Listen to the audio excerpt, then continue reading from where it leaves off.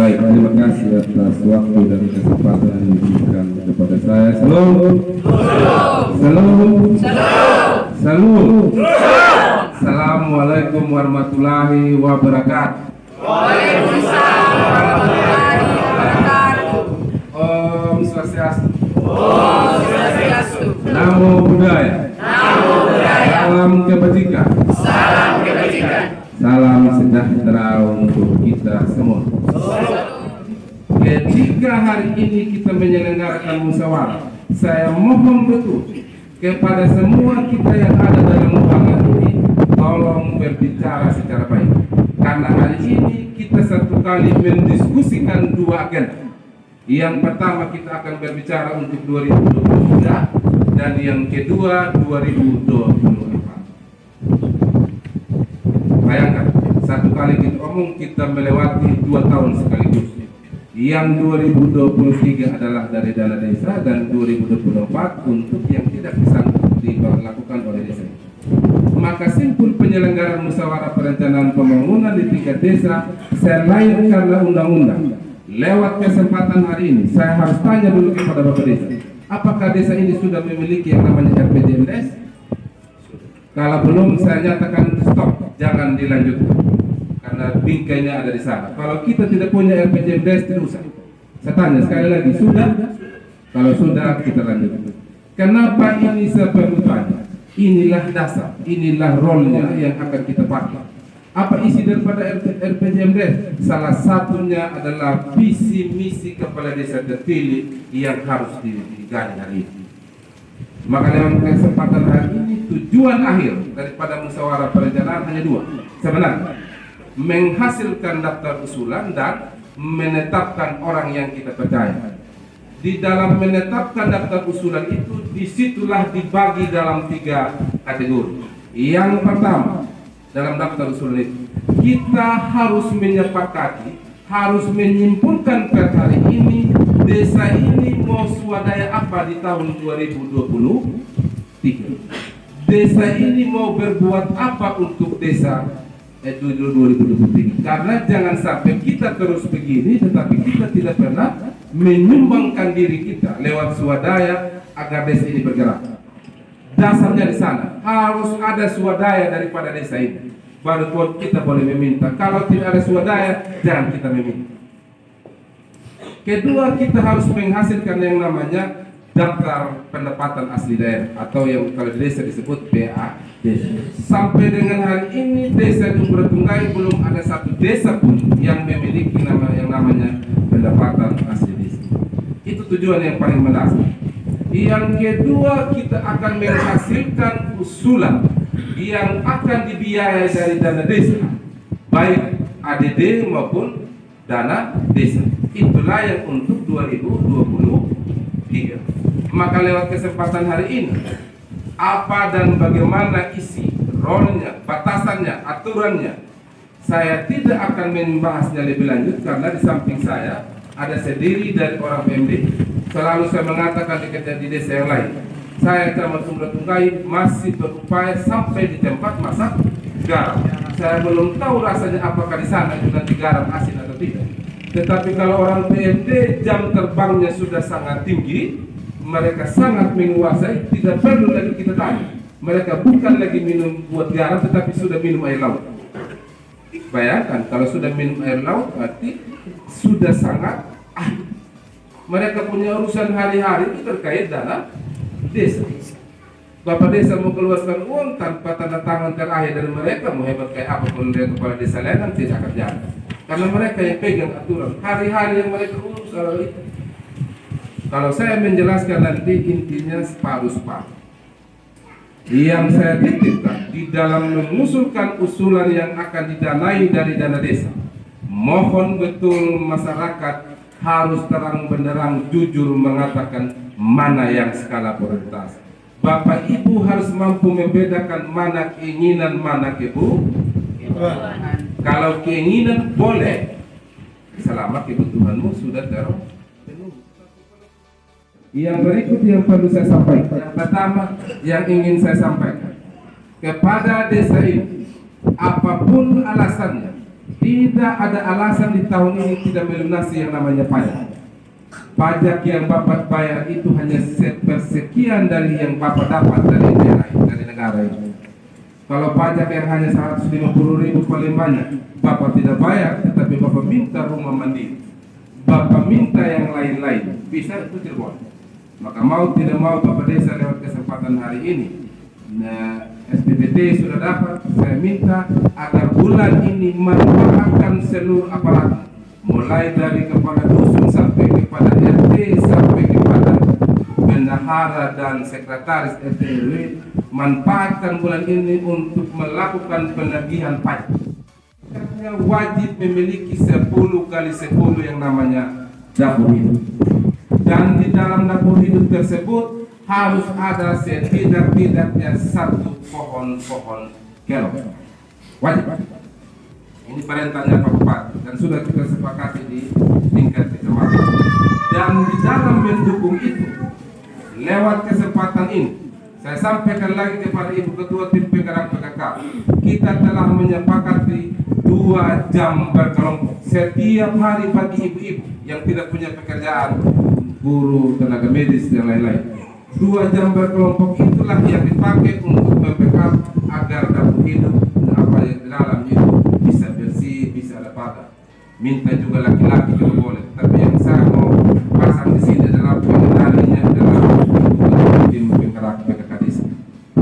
Wajib itu terus melakukan setidak-tidaknya 2 jam berkelompok setiap hari. Nanti disepakati dalam desa wisma mau lakukan pagi atau sore hari.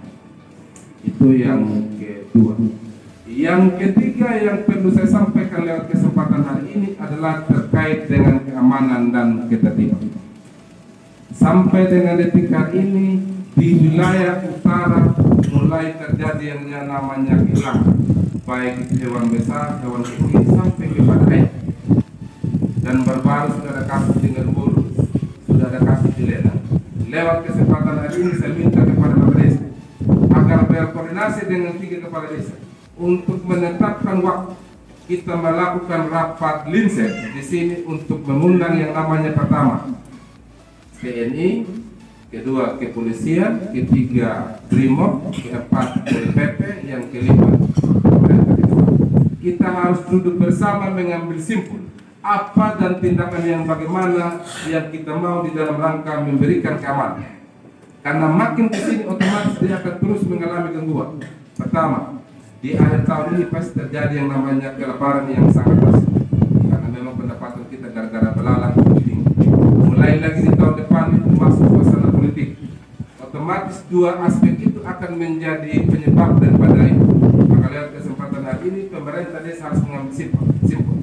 Dan setelah 3 kepala desa duduk bersama, bersurat resmi kepada pemerintah kecamatan dan kabupaten untuk kami mengundang Polres, mengundang Brimob, mengundang TNI, sehingga kita betul-betul bersatu di dalam mengatasi yang namanya kehilangan. Karena Pak Bupati sudah memasang target tidak ada pengampunan bagi mereka yang coba mengganggu. Tuhan memberkati. Atas izin Bapak Camat, Bapak Desa, bahkan kita semua, saya akan menyampaikan beberapa hal apa yang menjadi penekanan oleh Bapak Kadis terkait pelaksanaan musyawarah perencanaan pembangunan desa di Desa Renang. Baik, Assalamualaikum warahmatullahi wabarakatuh. Waalaikumsalam warahmatullahi wabarakatuh. Om Swastiastu. Om Swastiastu. Namo Buddhaya. Namo Buddhaya. Salve. Salve. Salam kebajikan. Salam kebajikan. Salam sejahtera untuk kita semua. Shalom. Bapak Ibu yang kami hormati, hasil daripada perencanaan ini kita perlu merumuskan segala kebutuhan yang betul-betul menyentuh tentang kebutuhan masyarakat lain. Siapakah yang mengetahui itu? Yaitu Bapak Ibu yang hadir pada saat ini. Sehingga lewat penggalian gagasan yang sudah kita lakukan di tingkat dusun, mungkin sudah dilakukan pada sebuah desa, sebentar kita akan meramunya kembali. Namun pada saat kita melakukan penggalian gagasan, mungkin saja masih ada hal-hal yang masih terlewatkan, yang tidak termuat dalam usulan-usulan kita di masing-masing dusun. Lewat forum musyawarah ini kita juga bisa menambahkan sebentar, tapi sesuai dengan kebutuhan dan juga sesuai dengan kewenangan desa. Manakala tidak sesuai dengan kewenangan desa, tidak mampu dibiayai oleh dana desa, dapat diusulkan lewat pembiayaan APBD 1, APBD 2, APBD 1. Oleh karena itu, dari kami penekanan dari Pak Kadis tadi agar betul-betul di dalam kita bermusyawarah, kita bermufakat untuk gagasan-gagasan yang sangat menyentuh kebutuhan. Saya pikir dari segi alur perencanaan, dari segi regulasi sudah disampaikan oleh Bapak Camat tadi, tidak hanya saja Undang-Undang 6 tahun 2014, namun dituangkan dalam pelaksanaannya ada Permendagri 114, ada Permendes 2021 selagi masih belum ada aturan baru untuk pemanfaatan dana desa. Nanti teman saya atau saudara saya dari pendamping desa di koordinator desa akan menyampaikan segala hal terkait dengan penggunaan dana desa. Baik, namun untuk kita ketahui secara bersama-sama terkait dengan penggunaan dana desa, ada 4 hal yang menjadi arah kebijakan pemerintah untuk menggunakan dana desa. Yang pertama yaitu tentang pemulihan ekonomi. Pemulihan ekonomi yang dimaksudkan adalah bahwa sepanjang atau selama ini yang kita rasakan di tahun 2021 dengan adanya wabah COVID, maka alokasi dana desa lebih mengutamakan pada hal pemulihan ekonomi. Pemulihan ekonomi melibatkan masih ada masyarakat yang membutuhkan perhatian, pelayanan, intervensi lewat bantuan yang namanya BNT. Sesuai dengan amanat pemerintah, instruksi Presiden nomor 4 tahun 2022 mengamanatkan BNT masih ada, namun porsinya tidak seperti lagi yang kita dapatkan di tahun 2021 atau 2022. Sebanyak 40% dari dana desa dialokasikan untuk masyarakat miskin. Miskinnya ini lagi miskin ekstrim.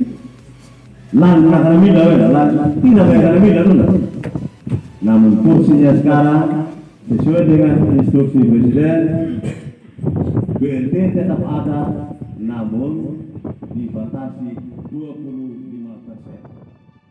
Ada kesempatan yang diberikan. Pertama-tama izinkan saya memperkenalkan diri. Nama saya Dakapas Kisno Maligomam. Saya kebetulan ditugaskan dari Dinas Pertanian untuk menjadi penyuluh pertanian yang ada di Desa Lenang itu. Mungkin ada beberapa mama yang mungkin belum kenal. Nanti seiring waktu kita akan mengenal. Belum semua. Saya bersama 2 orang teman saya juga kebetulan yang meluangkan waktu untuk hadir. Ada Pak Poli, dia kebetulan penyuluh di Lenang Selatan. Cuma karena kita punya kegiatan di sini, kita paling barat. Gitu. Terus ada teman saya juga dari Kecamatan Murtege Barat yang luar biasa juga meluangkan waktu untuk minimal kita sama-sama menghadiri kegiatan musyawarah perencanaan pembangunan yang ada di Desa Lenang. Yang pertama,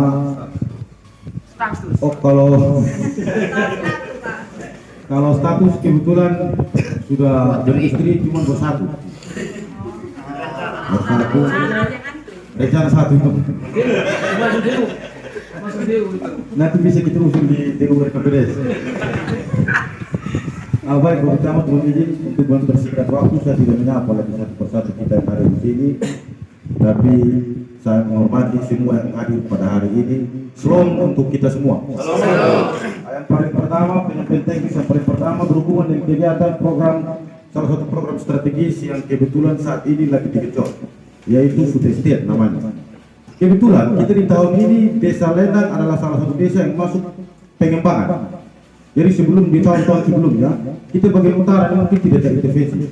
Cuman untuk tahun ini puji Tuhan kita dapat intervensi bantuan program food estate, di mana dengan total luasan lahan pertama, mohon menyampaikan informasi, kita punya lokasi yang sempat di-SK-kan dari penyuluh sebelumnya, itu dengan total luasan lahan itu 110 hektar pertama. Dengan nominal kelompok atau jumlah kelompok yang ada di Desa Lendang berjumlah 7 kelompok. Itu berdasarkan SK yang kemarin. Begitu. Jadi mungkin kita sudah lakukan pengukuran kelompok tani dengan ada beberapa pembaruan dengan jumlah kelompok tani yang terbaru sudah 15 kelompok. Cuma itu nanti diakomodirnya di tahun 2023. Untuk per tahun 2022 kita tetap masih pakai CPCR yang lama. Mungkin CPCR Pak mau tahu, CPCR itu ada calon petani, calon lahan. Itu salah satu bahasa teknis petani pertanian yang kemudian menjadi salah satu administratif yang harus kami jalankan. Dan kemudian berkaitan dengan food estate, mungkin Pak Mau pernah dengar cerita di teman-teman atau mungkin keluarga yang ada di desa sasaran sebelumnya, di mana mungkin kita ada biaya pengelolaan lahan, itu yang pertama. Terus yang berikut kita ada hok per jumlah poktan, kemudian per luasan hektar. Cuman untuk tahun sekarang itu yang uang itu tidak ada lagi, kurang lebih seperti itu. Jadi biaya pengelolaan lahan juga biaya tidak ada. Terus biaya hok juga sudah tidak ada. Cuma kita dibekali dengan namanya saprodi, sarana produksi yang kemudian itu yang di-backup oleh program, di mana ada pupuknya dia, ada baik itu urea maupun NPK, ada pupuk cairnya dia, dan ada herbisida. Kemudian menyangkut dengan olah lahan, ada alternatif juga yang dibangun atau mungkin ada kesepakatan yang dibangun di mana kalau kita mau untuk mengolah lahan, berarti kita harus keseluruh biaya dengan rincian biaya yang nanti yang sudah ditetapkan. Terus yang berikut terkait dengan 323 turang, ini juga menjadi dilematis. Saya selaku dulu pertanian yang ada di Desa juga merasa tidak nyaman begitu dengan kelompok petani. Terkhususnya kita dapat sasaran bantuan budaya 1, di mana ada kegiatan budaya bawah bersama yang sampai dengan saat ini kita pengolahan kita sudah lakukan, cuma benihnya belum sampai. Nah, ini juga ada beberapa hal teknis yang kemudian terjadi. Di antaranya awal mulanya kenapa jadi benihnya lambat ini karena awal mulanya itu rencananya mau ambil di Bima. Cuma karena waktu ambil di Bima dan dia masuk uji verifikasi, ternyata tidak lolos. Secara otomatis harus ambil di tempat lain lagi. Kemudian alternatif yang diambil itu ambillah di Rote, di Kabupaten Rote, yang puji Tuhan saat ini sementara dalam proses pelabelan. Saat ini dalam proses pelabelan mungkin selesainya itu sekitar tanggal 27 informasi yang saya dapat. Setelah selesai pelabelan harus dikirim dari Kupang, harus dikirim ke Sumbar. Dan semoga kita sama-sama berdoa ibaratnya cepat sampai aman supaya begitu sampai kita langsung distribusikan. Karena saat ini sampai ke di pimpinan itu jadi golongan dia sampai mau jam 2 atau jam 1 malam belum boleh sampai dan kemudian mantar saya pandang. Karena kita di Desa Lendang khususnya petani sasaran penerima bantuan sekarang begitu begini. Mungkin itu beberapa informasi terkait dengan kita di kegiatan bawah. Terus kita juga ada kegiatan B2L kita yang berhubungan dengan itu pekarangan pangan lestari. Itu menjawab nanti mau kita jalankan lebih tambahan untuk dari kesehatan dalam hal ini Bapak Kapus. Itu dia ada pengembangan harapan terhadap beberapa anak yang kemudian terindikasi stunting. Ada kalau besar data yang masuk kemarin itu ada 5 anak yang itu dibantu melalui beli sayur yang kemudian ditanam di pekarangan yang pada akhirnya itu bisa menjadi konsumsi sayur segar untuk anak-anak yang kebetulan terkena dampak stunting. Terus yang berikut lebih kepada kita punya kelompok. Kita sekarang kan kebetulan ada kelompok baru dan kemudian kelompok lama. Kelompok lama pun ini tetap dia akan terbawa di tahun sebelumnya karena hanya karena ada pembaruan saja. Pembaruan dari kelompok lama itu. Dan harapan saya bukan harapan, lebih tepatnya kepada tugas. Tugas kita kelompok dalam hal ini minimal harus ada cap kelompok. Itu yang pertama. Bisa menjadi catatan cap kelompok yang paling pertama. Terus kemudian buku administrasi. Buku administrasi itu adalah buku yang paling penting dan kemudian yang paling harus disiapkan itu yang paling pertama itu buku tamu kelompok dan kemudian buku saprodi. Itu harus disiapkan. Karena cap itu ketika saya datang antar bantuan, apalagi nanti kita ini kan sasaran untuk semua kelompok. Ketika datang antar bantuan, ada dokumen yang harus bapak ketua kelompok tanda tangan. Dan secara keabsahan itu harus cap. Itu yang pertama. Terus yang berikut, kenapa saya bilang harus buku tamu? Supaya itu si petugas yang antar atau saya yang nanti antar, saya bisa isi di situ. Saya bisa isi buku tamu. Di satu sisi itu juga bisa menjadi bahan pertanggungjawabannya saya.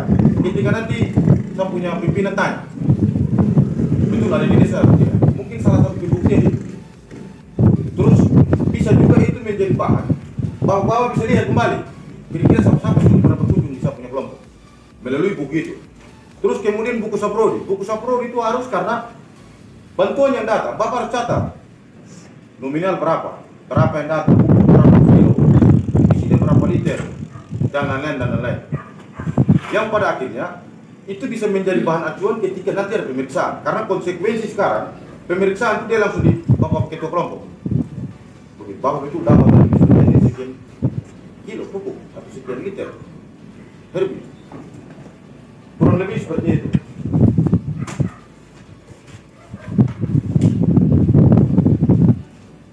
Terus yang berikut lagi, saya mohon dengan sangat terkait dengan kita punya kegiatan pertanaman yang ada di desa Lenang. Saya mohon dengan sangat bapak mama yang sekarang lagi budaya hoki khususnya, ketika ada panen, tolong informasikan kepada saya. Itu harapan supaya saya bisa teruskan di laporan ke kabupaten. Karena selama ini kegiatan tanaman yang ada di Selenang khususnya hortikultura itu tidak pernah masuk laporan di dinas pertanian. Makanya kenapa jadi intervensi bantuan itu terkait dengan horti itu tidak disampaikan. Karena di dinas pertanian orang tidak tahu kalau ternyata Selenang ini ada potensi horti. Karena tidak ada laporan yang masuk. Ya hanya sebatas lihat umum saja. Selenang tidak apa. Pasti kalau horti tidak berhasil. Padahal sebetulnya kita di sini ada tanam horti. Begitu. Dengan itu laporan masuk, secara tidak langsung kita mungkin bisa dibantu melalui kegiatan-kegiatan baik itu reguler maupun kegiatan-kegiatan yang bersifat program.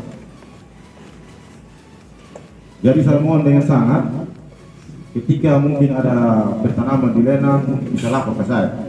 Kalau karena saya mungkin tidak sering sama-sama mama atau sewaktu-waktu saya datang, mungkin bisa lapor di Bapak Ketua Gapoktan. Bapak Ketua Gapoktan nanti laporannya nanti saya terima dari Bapak Ketua. Jadi saya harapkan minimal kita sama-sama saling mendukung terkait dengan proses kegiatan pertanian yang ada di Desa Lenang khususnya,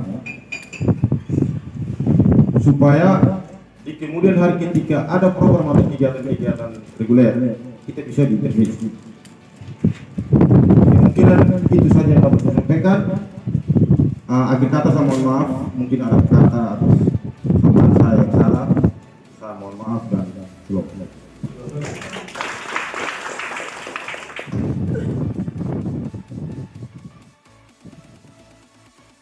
Yang saya hormati Bapak Camat, yang saya hormati juga Bapak Kepala Dinas Desa, dan Bapak Ibu sekalian yang sama saya hormati dan saya kasih. Kalau dari kami kesehatan ada beberapa program strategis, tapi mungkin yang lebih dekat dengan desa, mungkin salah satunya sudah dibahas juga tadi terkait stunting. Itu yang pertama. Yang kedua, ada juga program yang namanya Program Indonesia Sehat dengan pendekatan keluarga. Ini juga kami mengharapkan peran serta dari Bapak Ibu yang ada di desa, bagi kepala desa, baik Bapak Ibu guru di sekolah, dan kemarin juga kita ada kegiatan juga yang namanya Bulan Imunisasi Anak Nasional. Ini juga melibatkan lintas sektor yang ada di desa maupun yang ada di sekolah. Dari beberapa kegiatan ini, mungkin yang pertama yang perlu saya sampaikan terkait stunting. Pada bulan Agustus ini, kami khususnya di Puskesmas telah melaksanakan operasi timbang.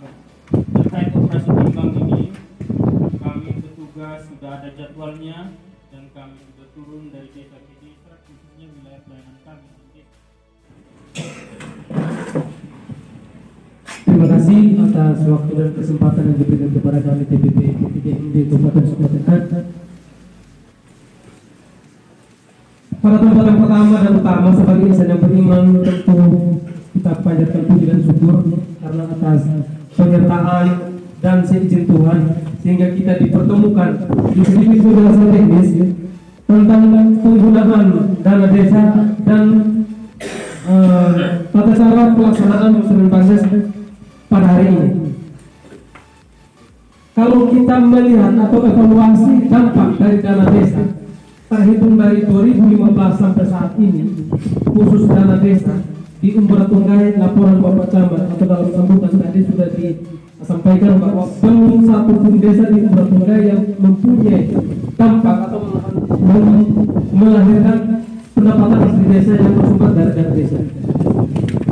Di sini satu solusi kita punya, yaitu BUMDes. Kalau BUMDes sudah terbentuk dan sudah berjalan di Lenan, saya yakin dan jamin kita akan mendapatkan PADS di sana. Karena setelah BUMDes berdiri, maka akan ada peraturan desa tentang bukan pungutan, tetapi dari hasil kerja BUMDes, berapa persen untuk operasional BUMDes, berapa persen untuk yang dikasih ke desa yang menjadi bagian